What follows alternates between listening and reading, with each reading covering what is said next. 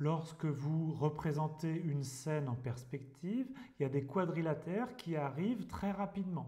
Regardez cette scène, c'est la scène par exemple d'un couloir.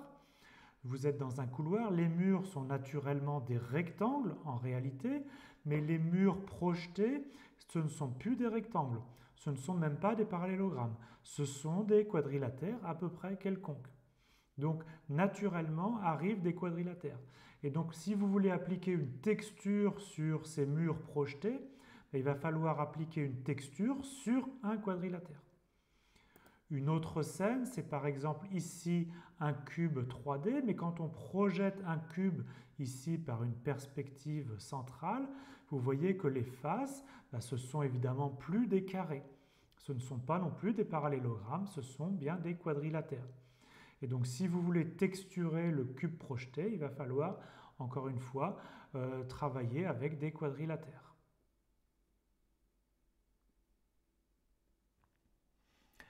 On a vu précédemment comment envoyer un carré unité sur n'importe quel parallélogramme du plan ou de l'espace, à l'aide des transformations affines. Maintenant, ce qu'on veut faire, c'est envoyer un carré unité, donc qui est, je vous rappelle, l'image de notre texture, sur n'importe quel quadrilatère du plan ou de l'espace. Alors, qu'est-ce que c'est qu'un quadrilatère? Donc, quad en anglais. Ce sont 4 points coplanaires. Donc, les points A, B, C, D, ils sont situés dans un même plan et on se ramène à un problème 2D. On va aussi supposer que notre quadrilatère ABCD il est convexe, c'est-à-dire que les côtés ne s'auto-intersectent pas. Et donc, qu'est-ce que c'est que appliquer la texture? C'est construire une application phi qui va de notre carré, ici unité, dans notre quadrilatère.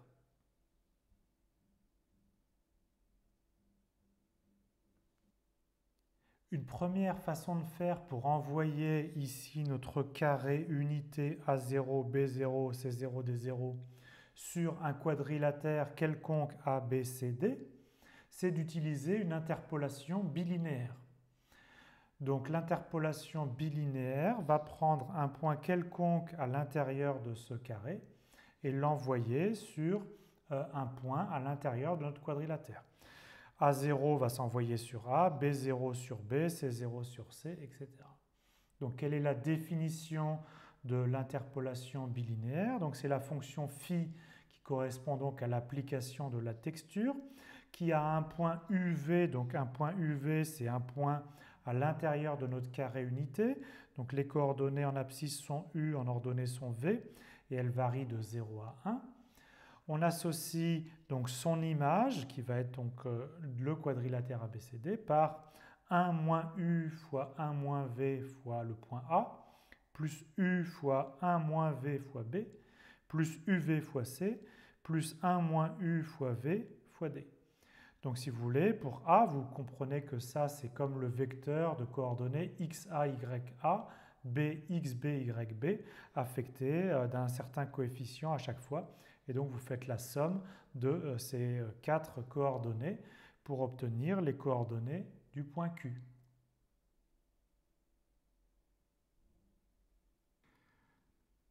C'est assez facile de calculer la transformation associée à l'interpolation bilinéaire. Donc on nous donne 4 points A, B, C, D qui forment un quadrilatère. Et donc voici la transformation du carré unité en notre quadrilatère ABCD. Donc ce point-là, ici l'origine s'envoie sur A, ce point-là s'envoie sur B, etc. Alors l'interpolation bilinéaire, elle porte bien son nom, elle est linéaire en U et elle est linéaire en V. Donc regardez ici, les segments verticaux rouges, ils sont régulièrement espacés. D'accord? Donc ce segment ici s'envoie sur ce segment-là. Et ici, donc, les segments rouges sont régulièrement espacés au départ. Et bien ici, les segments rouges images, ils sont aussi régulièrement espacés au départ. Et à l'arrivée, là, ils étaient évidemment bien régulièrement espacés. Et là aussi, à l'arrivée, ils sont régulièrement espacés. Sauf que, évidemment, l'espacement qu'on a à l'arrivée n'est pas le même qu'au départ. Alors qu'évidemment, c'était le cas sur notre carré. Et même chose ici, vous avez les segments horizontaux verts qui sont régulièrement espacés. Et bien là, les segments horizontaux verts, ils sont régulièrement espacés à gauche et ils sont régulièrement espacés à droite.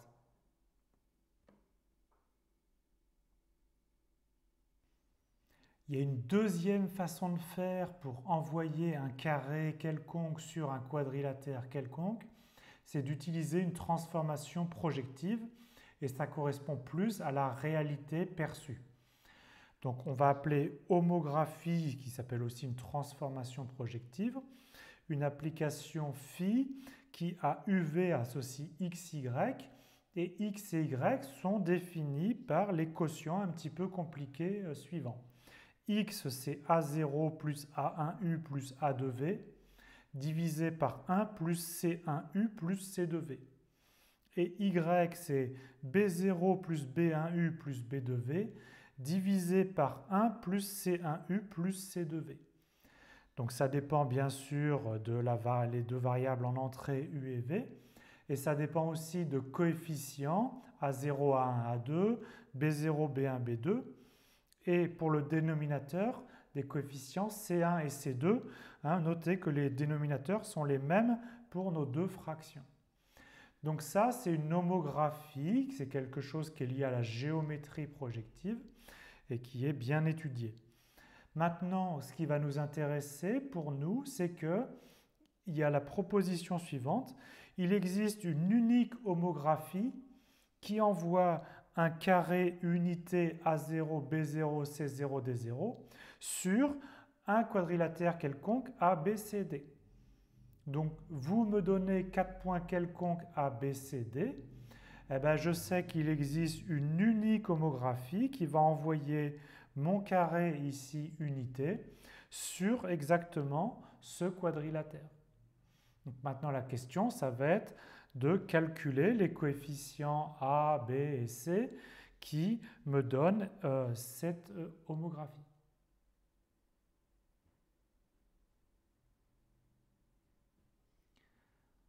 Reprenons notre problème. On nous donne 4 points A, B, C, D et il s'agit de trouver l'homographie qui envoie le carré unité sur notre quadrilatère ABCD. Donc plus précisément, l'origine 0, 0 doit s'envoyer sur A de coordonnées XA, YA. Le point 1, 0 du carré unité doit s'envoyer sur B de coordonnées XB, YB, etc. Et donc si vous faites le calcul, vous écrivez les équations, vous allez obtenir en fait 8 équations avec 8 inconnus. Et donc on va obtenir un système linéaire. Et qu'est-ce que c'est que les inconnus? Les inconnus, ce sont nos coefficients qui définissent l'homographie. A0, A1, A2, B0, B1, B2, C1, C2. Et donc on va retranscrire ce système linéaire à résoudre en un système matriciel. M fois H est égal à Q. Donc M, c'est une matrice 8, 8 où il y a beaucoup de 0 et de 1, mais qui dépend aussi des coordonnées du point B, du point C et du point D. H, on a dit que c'est le vecteur qui contient nos constantes à déterminer, les constantes en A, en B et en C. Et Q, c'est en fait le second membre qui contient les coordonnées de A, de B, de C, de D. Et donc nous, notre système, c'est M fois H est égal à Q, mais H, c'est l'inconnu. Et donc, il faut inverser la matrice M. Donc, c'est une matrice 8, 8, ce qui est facile à inverser pour un ordinateur. On calcule M-1, on multiplie par le second membre Q et on obtient H. Et donc, on obtient les coefficients de notre homographie, celle qui envoie notre carré unité sur le quadrilatère ABCD.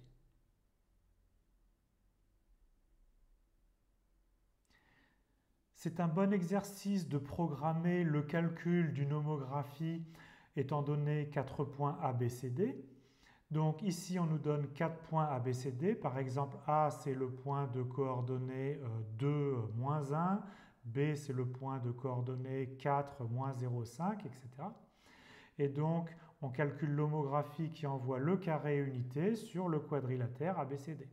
Plus précisément, 0, 0 s'envoie sur A, 1, 0 s'envoie sur B, etc. Donc vous voyez qu'une transformation projective, ça va envoyer une droite sur une droite. Donc ici, les droites horizontales sont envoyées sur des droites. Mais attention, ici, bien sûr, les droites horizontales, elles sont parallèles. Dans l'image, les droites images ne sont plus parallèles. Et de même, ici, les droites verticales sont envoyées chacune sur des droites, mais pas parallèles. Et par contre, un cercle n'est pas envoyé sur un cercle, d'accord? Donc ça, c'est la partie homographie du carré vers le quadrilatère. Mais ça peut être aussi intéressant dans l'autre sens. C'est ce qu'on va voir maintenant. C'est que à partir d'un quadrilatère quelconque, vous voulez le redresser en un carré. Et donc, passer du carré au quadrilatère, c'est l'application phi qu'on a calculée. Et donc, passer du quadrilatère au carré, c'est calculer l'inverse, la bijection réciproque, si vous préférez, de cette application.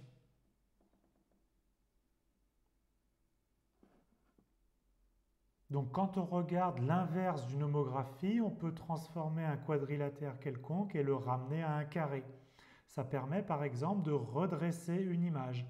On a ici l'image d'un mur, mais qui n'est pas prise de face. D'accord? Donc on peut considérer que le mur, c'est en fait un quadrilatère. Et si on était en face, on aurait par exemple une vision d'un carré ou d'un rectangle. C'est à peu près pareil. Donc on va appliquer une homographie à cette image pour pouvoir la redresser comme si on avait vu ce mur de face. Et donc c'est ce qu'on fait. Donc il faut trouver les bons coefficients. Et une fois qu'on a trouvé les bons coefficients, on peut transformer notre image en une autre image qui correspond à une image comme si on avait pris la photo de face. Mais c'est vraiment l'image précédente qu'on a transformée. Et donc on a ainsi corrigé notre point de vue pour se placer face au mur.